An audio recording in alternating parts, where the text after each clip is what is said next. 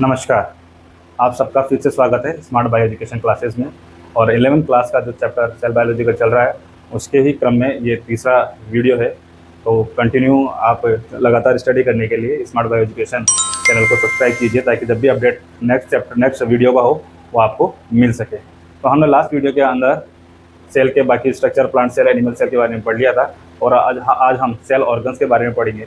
तो सबसे पहले हम आज डिस्कस करेंगे सेल वॉल और सेल मेम्ब्रेन के बारे में। तो हम शुरू करते हैं सेल वॉल। सेल वॉल, कोशिका भित्ति।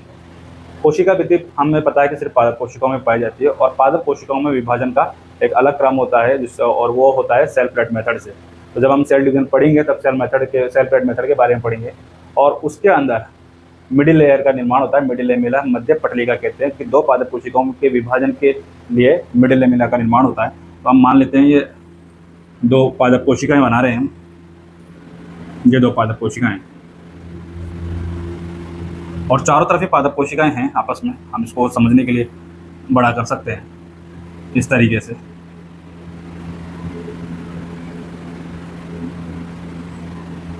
सेल प्लेट मेथड होता है प्लांट सेल में डिवीजन का।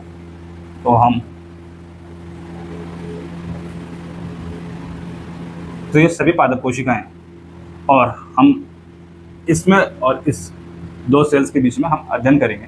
तो जब कोशिका पट्ट विधि द्वारा पादप कोशिका विभाजन होता है तो मध्य पटलिका निर्माण होता है। तो ये हमारी मुख्य मध्य पटलिका में इस सेल के बारे में बात कर रहे हैं। इस सेल के बीच में ये मध्य पटलिका है, इन दोनों के बीच में ये मध्य पटलिका है। तो ये है मध्य पटलिका, मध्य पटलिका। और इस मध्य पटलिका का निर्माण कैल्शियम और मैग्नीशियम पेक्टाइड से होता है। नंबर 1, ये जो कोशिका भित्ति है दो कोशिकाओं के मध्य पाए जाने वाली परत है, पादप कोशिकाओं के मध्य पाए जाने वाली, और ये कैल्शियम मैग्नीशियम पेक्टाइड की बनी होती है। जब फ्रूट्स पक जाते हैं, वो भी एक प्लांट है, तो ये जो परत है वो ढीली पड़ जाती है, डिजोल्व हो जाती है। कैल्शियम मैग्नीशियम का पेक्टाइड का विघटन होने लग जाता है, जिसके कारण जो फ्रूट्स हैं वो सॉफ्ट हो जाते हैं और खाने में टेस्टी लगते हैं। अब इनके मध्य कोशिका भित्ति की अलग अलग परतें पाई जाती हैं। तो सबसे पहले हम बात करते हैं प्राथमिक परत की, प्राइमरी वॉल के बारे में बात करते हैं इस तरीके से।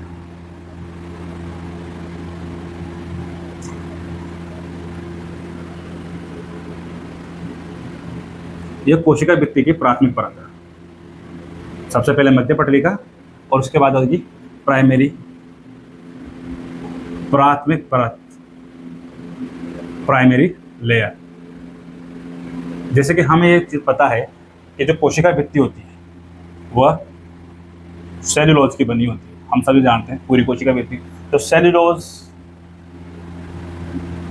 हेमियोसेल्यूलोज, कार्बोहाइड्रेट, ये तो सभी परत में पाए जाएंगे। सेल्यूलोज, हेमियोसेल्यूलोज, कार्बोहाइड्रेट हर परत में होंगे, प्राथमिक, द्वितीयक, तृतीयक। मुख्य बात इनमें क्या है कि जो प्राथमिक परत है उसमें पैक्टिन पाया जाता है। सेल्यूलोज, हेमियोसेल्यूलोज, कार्बोहाइड्रेट और पैक्टिन पाया जाएगा प्राथमिक परत में। द्वितीय परत ये कोशिका भित्ति की दूसरी परत है।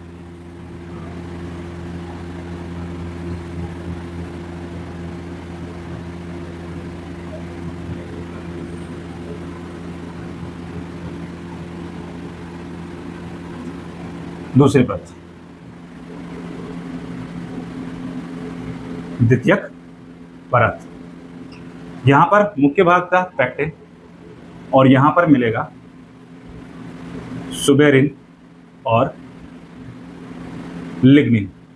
बाकी सेल्यूलोज, हेमियोसेल्यूलोज, कार्बोहाइड्रेट सभी में होगा। तृतीय परत भी पाई जाती है लेकिन ये जिम्नोस्पर्म के ही पातों में पाई जाती है। तो हम यहाँ कॉमन डिस्कस कर रहे हैं थर्ड लेयर का।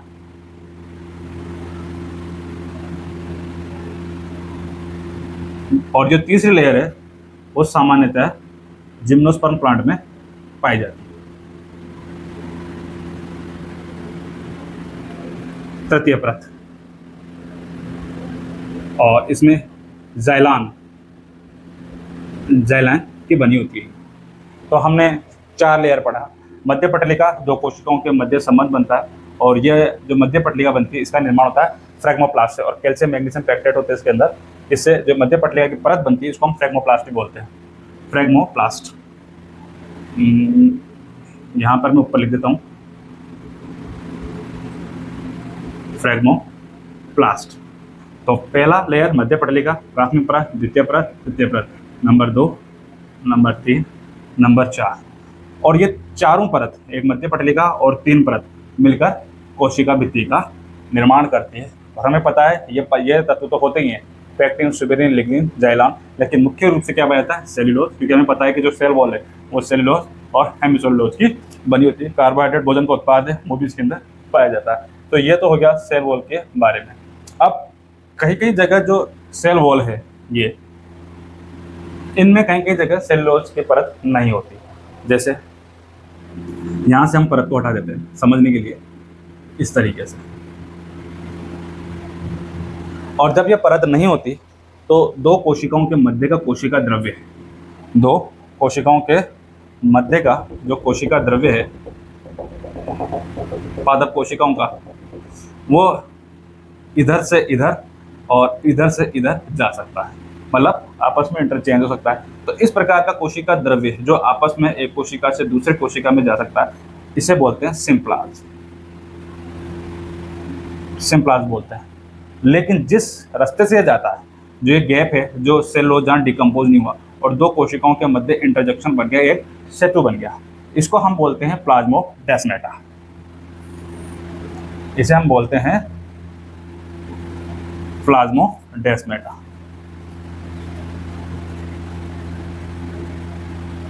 प्लाज्मोडेस्माटा, जिसकी वजह से दो पादप कोशिकाओं के मध्य कोशिका द्रव्य आपस में इंटरचेंज होता रहता है और पोषक पदार्थों का एक दूसरे की ओर स्थानांतरण करता रहता है। तो ये सेल्यूलोज की मुख्य परत के बारे में बात हो गई। और इसके अंदर माइक्रोफाइबर पाए जाते हैं, तंतु पाए जाते हैं, सूक्ष्म तंतु, जिनकी वजह से ये कोशिका द्रव्य इधर से उधर आता है। अब इन सूक्ष्म तंतुओं का निर्माण कैसे होता है, तो सबसे मेन जो कण है वो सेल्यूलोज है। तो ग्लूकोज, ग्लूकोज से बनता है सेल्यूलोज, सेल्यूलोज से बनता है मिसेल, और थोड़ा गैप देते हैं, मिसेल, मिसेल से बनता है माइक्रो फाइब्रिल, और इससे बनता है फाइब्रिल या फाइबर तंतु। लेकिन कैसे बनता है, 3000, यहाँ लिखता हूं मैं, 3000 ग्लूकोज के अणु मिलकर एक सेल्यूलोज का अणु बनाते हैं, एक सेल्यूलोज का अणु, ठीक है। और 20 सेल्यूलोज के अणु मिलकर एक मिसेल बनाते हैं, 20 मिसेल मिलकर एक माइक्रोफाइबर बनाते हैं, और 250 माइक्रोफाइबर मिलकर एक फाइबर का निर्माण करते हैं। दोबारा एक बार फिर सुन लीजिए, 3000 ग्लूकोज के मॉलिक्यूल एक सेल्यूलोज का मॉलिक्यूल बनाएंगे, 20 सेल्यूलोज का मॉलिक्यूल एक मिसेल को बनाएंगे, 20 मिसेल के मॉलिक्यूल एक माइक्रोफाइबर को बनाएंगे, और 250 माइक्रोफाइबर एक फाइबर का निर्माण करते हैं। तो जो सूक्ष्म तंतु जो फाइबर हैं वो इनसे बने और इनसे बने, माइक्रोफाइबर और फाइबर दोनों होते हैं, जिनके द्वारा पादप कोशिकाओं में जीव द्रव्य का आवागमन होता रहता है। और जिस रास्ते से हो रहे हैं उनको हमने नाम दिया प्लाज्मोडेस्माटा नाम दिया। अब हम आगे की बात करते हैं। ये तो हो गया सेल वॉल का स्ट्रक्चर, चारों परतें आ गई, सिम्प्लाज्म के बारे में आ गया, प्लाज्मोडेस्माटा के बारे में आ गया। अब हम बात करते हैं सेल वॉल का कार्य। जैसे कि हमें पता है ये बहुत सॉलिड होता है, तो सबसे पहले तो एक कोशिका को शेप देता है, सबसे मेन काम है इसका कोशिका को आकार देना, आकृति देना। दूसरा मुख्य काम क्या है, कोशिका को सुरक्षा प्रदान करना, इसका दूसरा मुख्य काम क्या है। तीसरा मुख्य काम क्या है, तो कोशिकाओं के मध्य आपस में जीव द्रव्य का स्थानांतरण जैसे सिम्प्लाज्म बोलते हैं। तो ये इसके मुख्य कार्य है। तो ये सेल वॉल का स्ट्रक्चर हो गया और सेल वॉल के कार्य हो गए, और जो फाइबर का निर्माण होता है वो किस तरीके से होता है। तो ये सेल वॉल के बारे में बात होगी। सेल वॉल के बाद हम आगे बात करेंगे सेल मेम्ब्रेन। सेल मेम्ब्रेन के बारे में हम जानते हैं कि सेल मेम्ब्रेन जंतु कोशिकाएं और पादप कोशिकाएं दोनों में पाई जाती है। तो सेल मेम्ब्रेन के बारे में बात करते हैं आगे।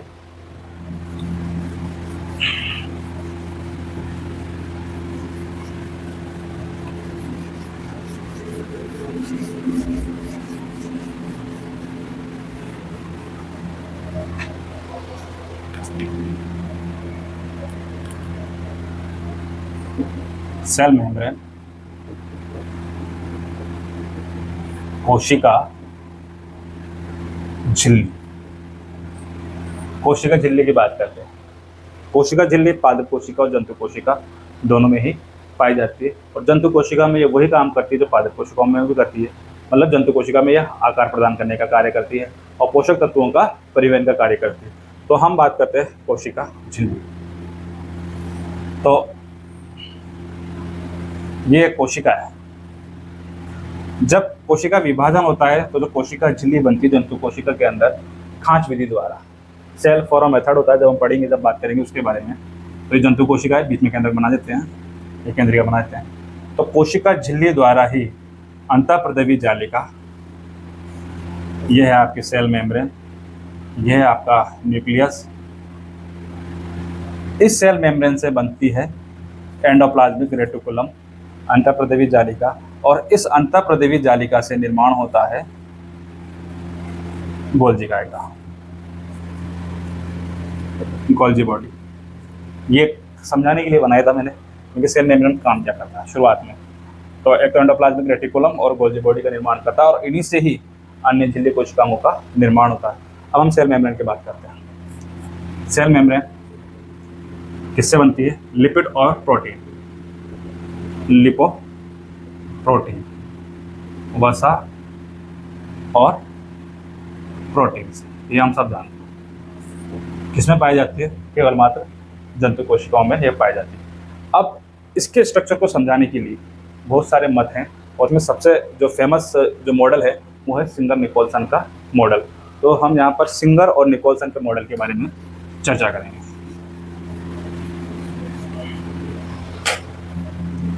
द्रव मोज़ेक मॉडल है उनका, द्रव्य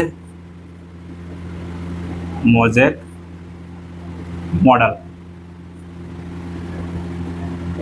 फ्लूइड मोज़ेक मॉडल, और ये दिया था वैज्ञानिक सिंगर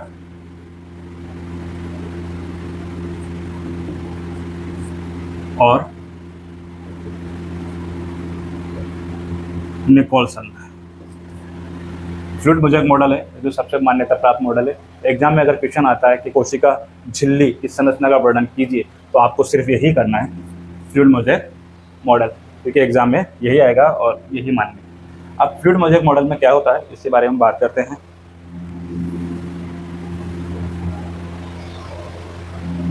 हमें पता है कि जो कोशिका झिल्ली है दोहरी कला युक्त है, 2 लेयर पाई जाती है, और ये लिपिड बनती है, ये फास्फोलिपिड और प्रोटीन।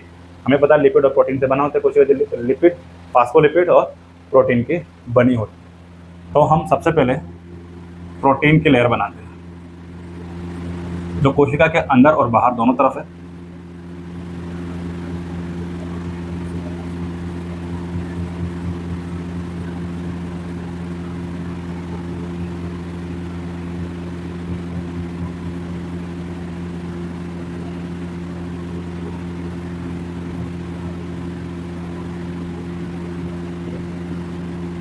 ये प्रोटीन की परत है, एक परत ऊपर है, एक परत बाहर के अंदर की तरफ है, ऊपर और बाहर। ये है प्रोटीन। इस प्रोटीन को बोलते हैं परिधीय प्रोटीन या पेरिफेरियल प्रोटीन, परिधीय प्रोटीन। इनके बीच में 2 फास्फोलिपिड की लेयर होती है, इनके बीच में 2 फास्फोलिपिड की लेयर होती है इस तरीके से। ये है फास्फोलिपिड और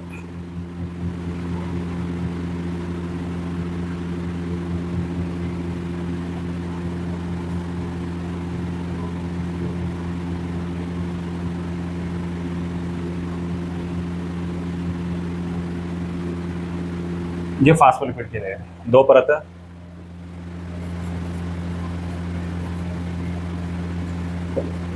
फॉस्फोलिपिड की लेयर, जो फॉस्फोलिपिड के ऊपर का हिस्सा है, ये जो हिस्सा है जल रागी हिस्सा है, हाइड्रोफिलिक हिस्सा, और जो तंतु समान नीचे के हिस्से हैं वो हैं जल विरागी, हाइड्रोफोबिक। जल रागी और जल विरागी। अब इन्हीं फास्फोलिपिड के मॉलिक्यूल के बीच में प्रोटीन के वृहद अणु फंसे रहते हैं इस तरीके से।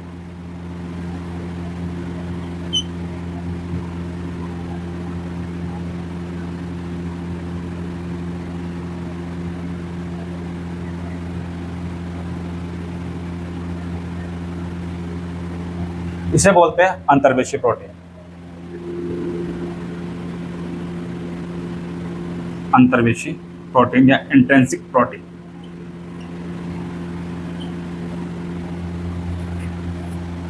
तो इस तरीके का मॉडल होता है, समझने के हिसाब से देखिए आप इसको कि परिधीय प्रोटीन है बाहर और अंदर दोनों तरफ। प्रोटीन के वृहद अणु बाहर अंदर आर पार झिल्ली के दोनों परतों में फंसे हुए होते, धसे हुए होते हैं। और इन दोनों प्रोटीन परतों के मध्य में फॉस्फोलिपिड की दो परतें होती है, एक परत ये रही फॉस्फोलिपिड की, दूसरी परत ये रही फॉस्फोलिपिड की।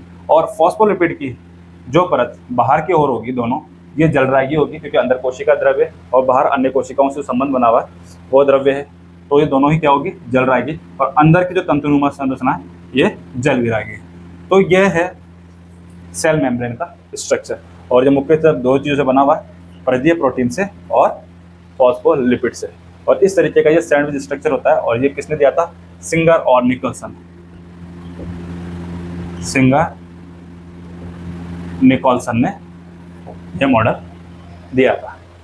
अब हम बात करते हैं कोशिका झिल्ली के अंदर और कौन कौन से रूपांतरण होते हैं, उसके बारे में बात करते हैं।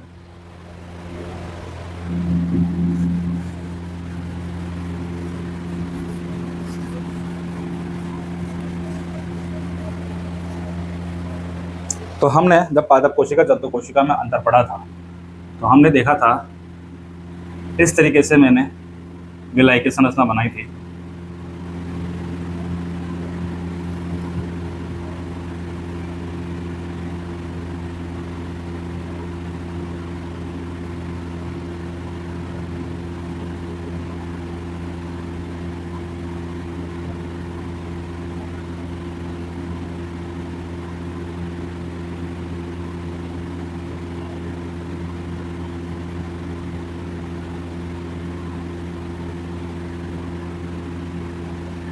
कोशिका का कोई आकार नहीं होता है, पहले आप ये बात ध्यान रखें, कोशिका किसी भी आकृति की हो सकती है। तो ये है माइक्रोविलाई। माइक्रोविलाई, सुषमांकुर, रसांकुर, जो भी आप इसका नाम दे सकते हैं। इसका काम क्या है, कोशिका के अवशोषण सतहों को बढ़ाना, और ये जंतु कोशिकाओं में पाई जाती है। तो ये किस पे बनी हुई है, सेल मेम्ब्रेन। इंटरडिजिटेशन, दो कोशिकाएं अंतर्वलन द्वारा है जिस तरीके से ये जुड़ी हुई है।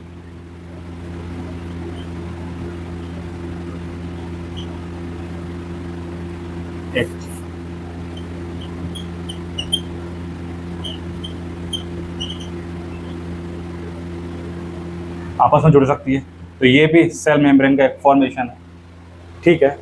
और यहाँ माइक्रोफाइबर पाए जाते हैं कोशिकाओं के अंदर, जो कि कोशिका को अंदर की ओर दृढ़ता से बनाए रखते हैं। और इन माइक्रोफाइबर, इंटरडिजिटेशन हो गया। तीसरा हिस्सा है माइक्रोफाइबर का, यह है माइक्रोफाइबर।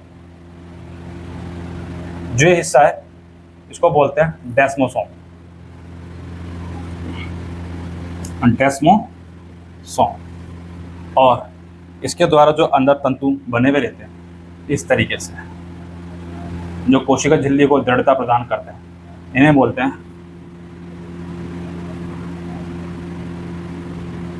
माइक्रोफाइबर। तो ये कोशिका झिल्ली के रूपांतरण, पहला रूपांतरण हमने पढ़ा रसांकुर का, कोशिका झिल्ली अपने बाहरी हिस्से पे अंगुलिकार संरचना बना लेती है जिससे उसकी अवशोषण क्षमता बढ़ जाती है, वो कहलाए माइक्रोविलाई। इंटरडिजिटेशन, वलन द्वारा एक दूसरे के अंदर एंट्री कर लेती है, नंबर 2। डेस्मोसोम, यहाँ सॉलिड स्ट्रक्चर बना के एक दूसरे से अटैच जाती है और अंदर तंतुओं का निर्माण होता है जिसे माइक्रोफाइबर बोलते हैं। तो ये जो चीज़ें हैं ये सेल वॉल का फॉर्मेशन है या रूपांतरण है।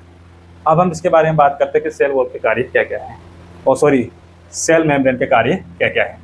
हम सेल मेम्ब्रेन के बारे में पढ़ रहे हैं, हम बात करते हैं कि सेल मेम्ब्रेन के कार्य क्या क्या है।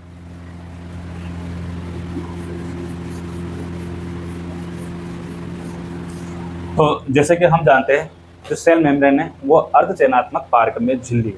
तो सबसे पहला काम क्या है, किसी भी जंतु कोशिका या पादप कोशिका को सुरक्षा प्रदान करना पहला कार्य है। तो पहला कार्य है सुरक्षा। दूसरा कार्य अर्ध पारगम्य चयनात्मक झिल्ली है। अर्ध पारगम्य चयनात्मक झिल्ली मतलब जिस चीज की आवश्यकता होती है उसका सिलेक्शन किया जाएगा और उसी को अंदर आने दिया जाएगा और अपशिष्ट पदार्थों को बाहर त्यागा जाएगा। तीसरा, इसके अंदर जो अभिगमन है दो प्रकार का होता है। अभिगमन एक होता है निष्क्रिय और एक होता है सक्रिय अभिगमन। निष्क्रिय अभिगमन चयनात्मक पारगम्य झिल्ली द्वारा अधिक सांद्रता से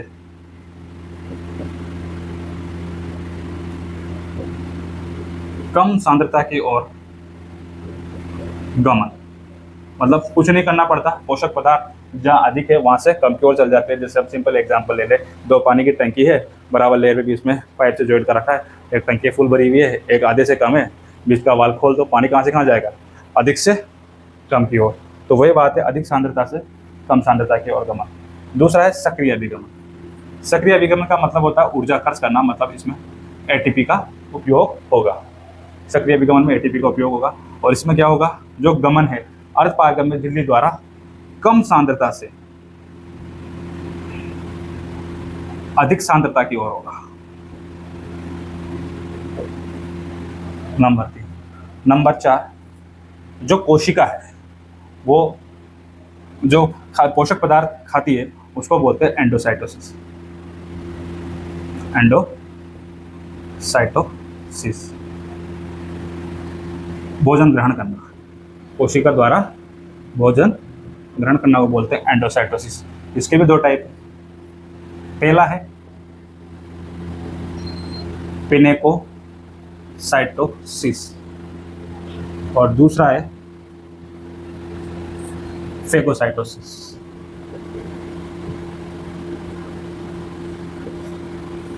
पिनेकोसाइटोसिस नाम ही बता रहा है, पिनेको मतलब तरल पदार्थों का सेवन, तरल पदार्थों का अंतर्ग्रहण, वो कहलाता है पिनेकोसाइटोसिस। फेगोसाइटोसिस ठोस पदार्थ का अंतर्ग्रहण, अंतर्ग्रहण। ये 4 कार्य हो गए।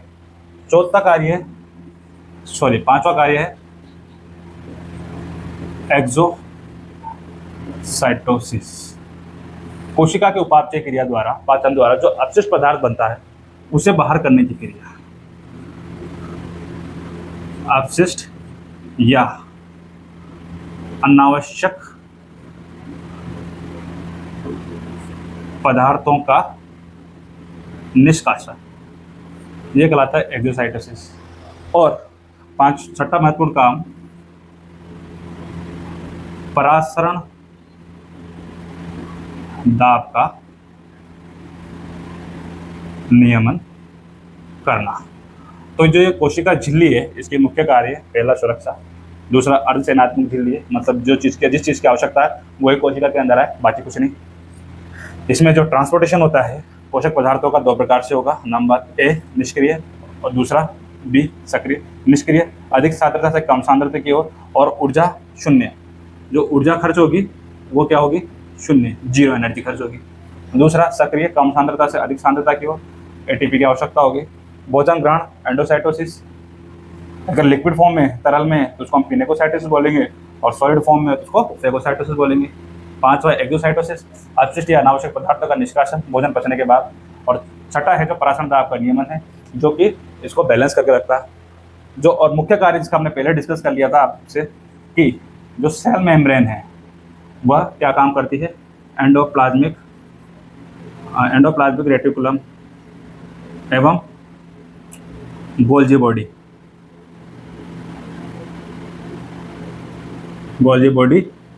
का फॉर्मेशन करती है, निर्माण करती है।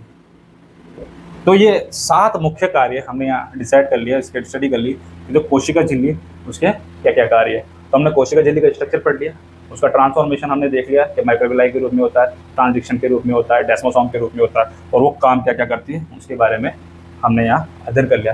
तो आज की वीडियो में सेल वॉल और सेल मेम्ब्रेन का डिटेल डिस्कशन हो गया है। आगे next cell organs, Golgi body के बारे में डिस्कस होगा नेक्स्ट वीडियो में। तो यहाँ तक आज के लिए यहाँ तक ही, और नेक्स्ट वीडियो के लिए चैनल को सब्सक्राइब करें ताकि आपको जैसे ही नेक्स्ट अपडेट मिल जाए और आप अपनी स्टडी को कंटिन्यू कर सकें। Thank you.